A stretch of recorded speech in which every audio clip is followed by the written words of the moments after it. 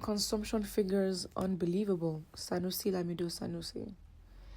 A former governor of the CBN, Lamido Sanusi, has said the claim by the Nigerian National Petroleum Company that Nigeria consumes 66 million litres of fuel daily is simply unbelievable. Sanusi queried the supposed volume of Nigeria's daily consumption of petrol. We need to do a high-standard audit of every penny spent on the NNPC. He said in 2019, officially, we were importing 40 million litres per day.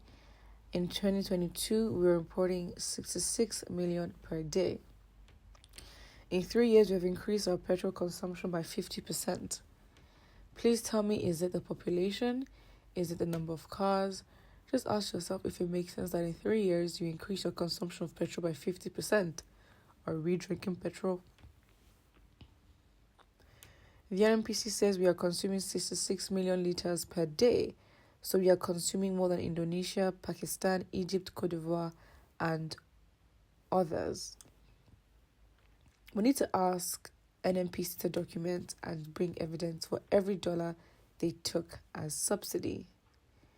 They must give the ships that came. We can verify from the insurance companies if those ships were in Nigeria on those dates. That is what the law says. There must be proof that the product came in at the price you said you bought it before you pay subsidy, he added. He further stated that with the current state of the economy, it would not be easy to fix, lamenting the current hardship Nigerians are facing, and said, until the government is transparent and credible towards the citizens, it has no right to impose such hardship on citizenry. He said, until we bring credibility and transparency to the management of public finance, no government has a moral right to impose hardship on Nigerians. They have suffered enough. It doesn't seem like they have suffered enough. Who said that? Who are you to judge that Nigerians have suffered enough? Nigerians, it's such a mix of a lot of things, because when you say Nigerians have suffered enough, you think, okay, how much suffering would trigger Nigerians to literally create civil unrest and uprising, as in a unified, all-state, the whole country, national civil unrest and uprising? Because at the end of the day, all Lamido Sanusi is doing is talking. I think it's such a dirty game, because I think that, Nigeria has gone progressively worse. And from the beginning, we have been so used to complaining.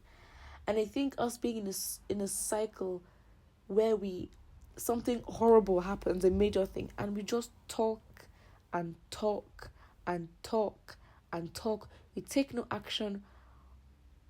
It's not even until things get better, until we get used to it.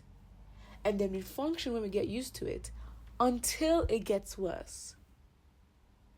At some point, it seemed like a joke for, a pound to surpass 1,000 naira. But here we are today. It seems so unrealistic. But that's the thing. When something becomes a norm, you forget how bad it is. And that is why Nigerians, with every administration, we look back to the previous to hope that we go back there. But then even when we were there, we look back to the previous to go back to where we were. So this is all talk at the end of the day. What is most likely going to happen? We need to study ourselves and study the patterns that be over 20 years?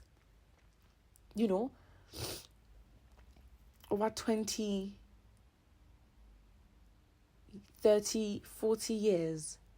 Like, what has happened? It got worse. We got used to it, right? We complain. Stories here and there, this individual, Sanusi, has come to speak. Rufai said a lot of, prominent, respected individuals come out to speak. And then what happens? So, at the end of the day, it's not going to get better. Peter Obi is not going to win at the petitions court. And we will get used to Tinubu's government until he decides to run again, or the powers that be decide who they want in power. But until then, embrace the hardship. What's wrong with embracing the hardship? It's character development.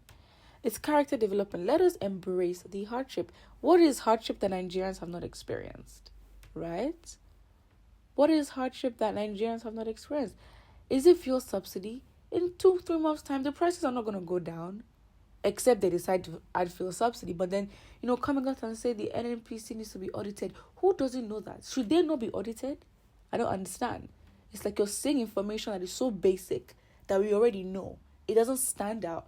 It's just that the powers that be and those that are, in charge, are the ones who take this upon themselves.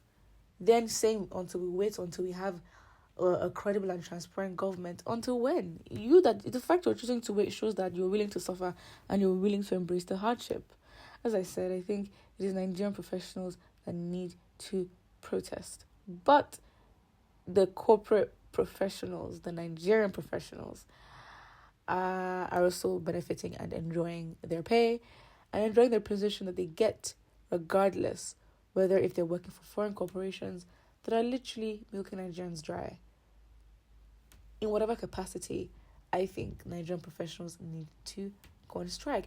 It's not even that. I think if the country has a national sit-at-home order, I really think it would be effective. I really do. Put what you think in the comment section below. And don't forget to like and subscribe.